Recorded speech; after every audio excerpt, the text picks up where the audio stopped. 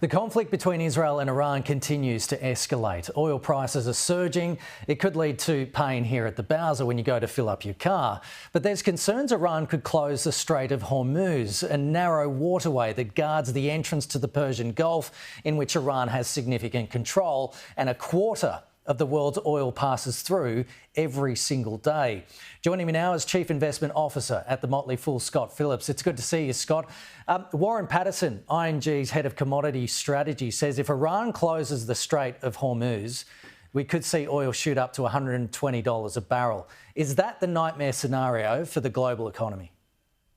Kenny, good morning. Yes, look, and I've said regularly, I'll say again, the most important thing here is the human toll, not the financial cost. But along with that human toll will be potentially a very significant financial cost. Look, predictions are hard to make. Or $120, who knows? But the simple reality is, you've already highlighted, a quarter of the world's oil comes that way. Imagine a global economy that has to operate on 3/4 of the amount of oil we currently use, or even a meaningful amount above that, 70, 80, 90%. The increment here feels small, right? 10%, is that a big deal? Yeah, it's a really, really big deal. Planes, ships, cars, the world economy is greased by the oil that comes out of the Middle East and elsewhere.